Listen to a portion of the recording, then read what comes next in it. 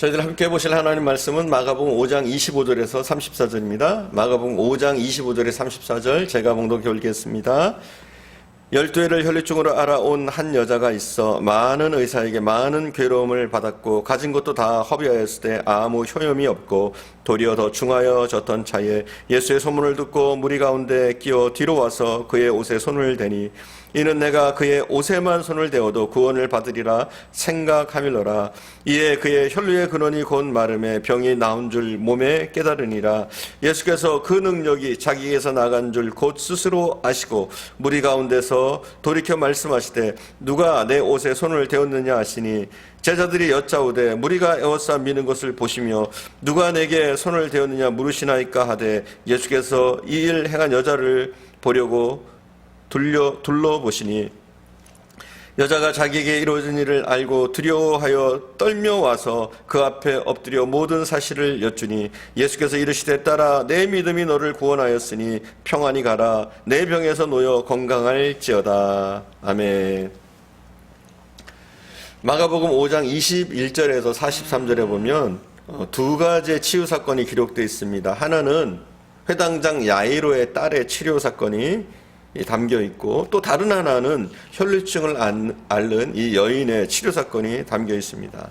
오늘 저희가 읽은 본문은 이 혈류증을 앓고 있는 이 여인이 낫게 된 사건을 우리에게 알려주고 있어요. 근데 이 사건이 참 묘한 게 무엇이냐면 회당장 야이로의 딸을 살리는 이 중앙에 이 혈류증을 앓는 여인을 고치는 이 기사가 담겨 있습니다.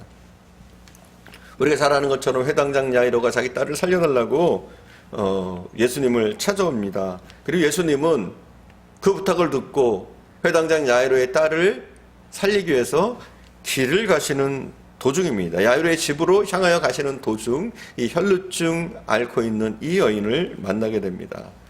이 여인의 형편을 성경은 이렇게 시작합니다. 25절 26절인데 제가 봉독해 올리겠습니다. 12해를 혈류증으로 알아온 한 여자가 있어 많은 의사에게 많은 괴로움을 받았고 가진 것도 다 허비하였을 때 아무 효염이 없고 도리어 더 중하여졌던 차에 이 구절 속에서 이 여인의 온갖 아픔을 알 수가 있어요. 아픈 기록들이 담겨 있습니다. 이 여인은 그 당시 부인병으로 고생했던 여인입니다. 오늘날 병으로 치면 학자들의 말에 의하면 그래요. 성병이나 자궁암이었을 거다 이렇게 봅니다.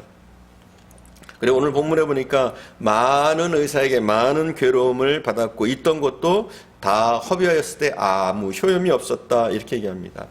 탈무드에 전해지는 기사에 의하면 당시 의원들이 혈류증을 치료하던 방법이 있어요. 그 방법이 어떤 방법이냐 이런 치료법이 있었다고 그래요. 타조알을 태웁니다. 그리고 그 태워진 타조알 그 잿가루를 배조각에 쌉니다. 그리고 몸에 지니고 다니면 이게 이 병에 효염이 있다라고 그랬어요. 그리고 또 이런 치료법이 있습니다. 흰 암나기예요. 흰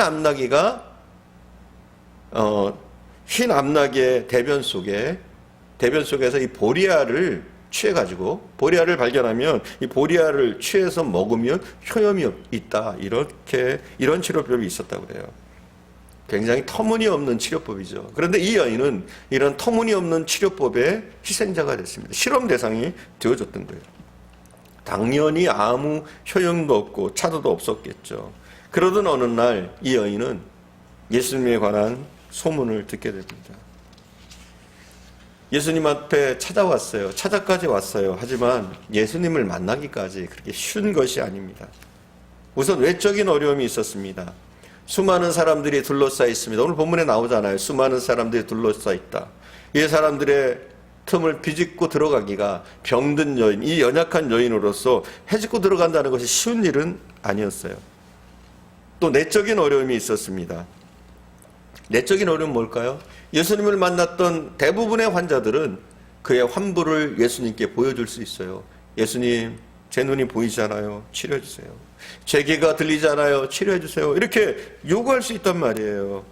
심지어 나병 환자들도 자기의 썩어가는 환부를 바라보면서 예수님께 말씀할 수 있어요. 말할 수 있어요. 예수님, 저를 치료해 주십시오.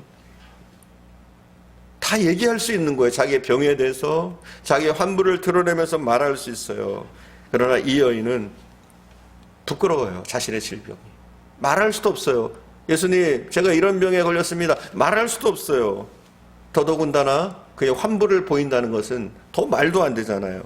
주님 앞에 제대로 된 얘기를 할 수가 없습니다. 제대로 된 하소연을 할 수 없습니다. 이쯤 되면 포기하고 절망만 한데 이 여인은 포기하지 않습니다. 지금까지 이 여인은 수많은 강풍과 폭우를 만났습니다. 한두 번 좌절을 겪었던 것이 아니었습니다. 레위기 15장에 보면 천류병은 종교적으로 소외당하는 질병이었습니다. 천류병에 걸리면, 이 병에 걸리면 성전에 들어갈 수가 없었어요.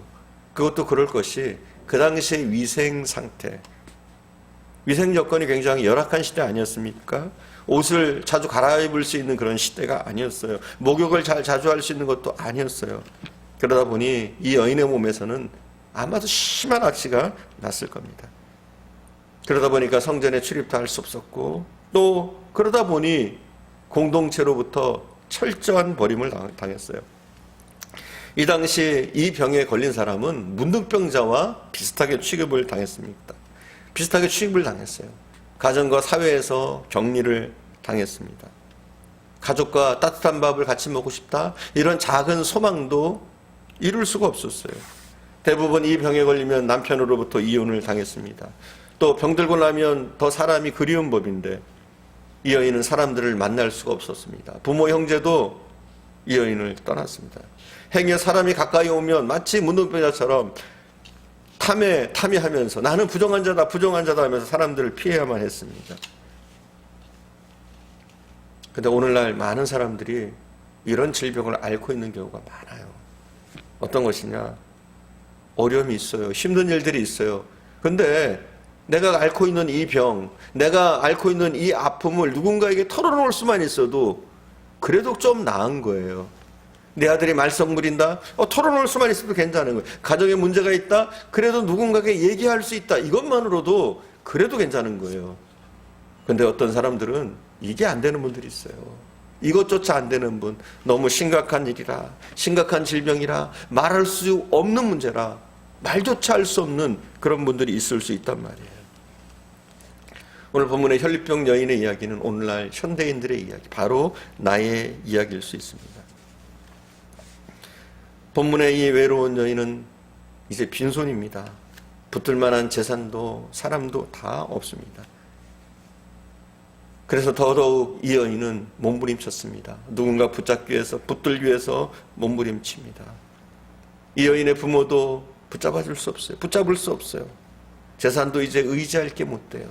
건강을 잃은 이 몸 어떻게 의지하겠어요? 친구들도 하나도 없어요. 아무도 도와줄 수 없습니다.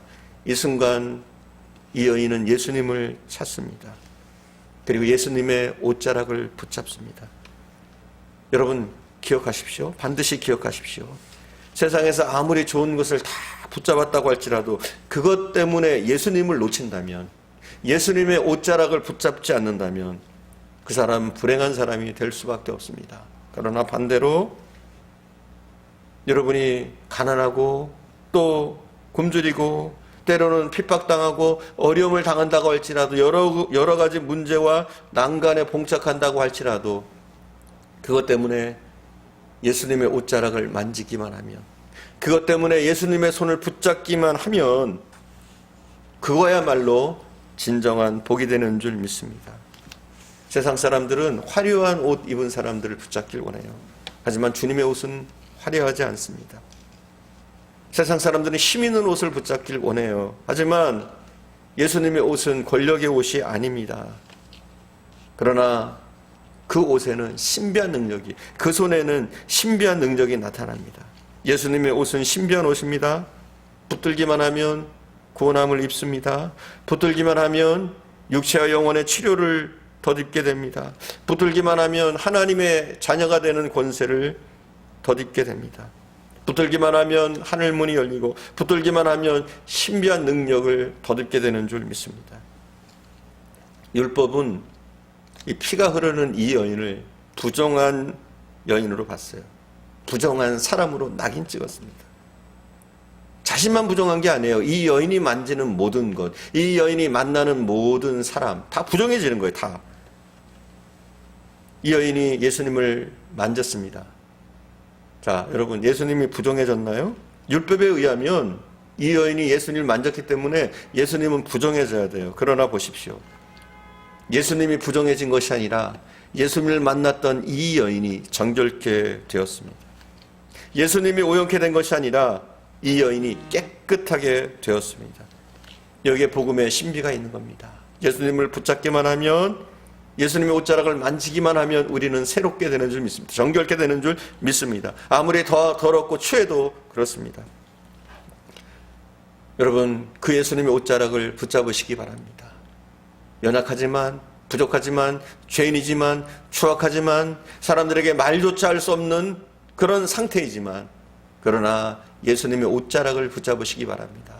그러면 취함을 얻습니다. 아무리 추하고 더러워도 주님을 만나게만 하면 우리는 새롭게 되는 줄 믿습니다. 정결케 되는 줄 믿습니다. 기도하겠습니다.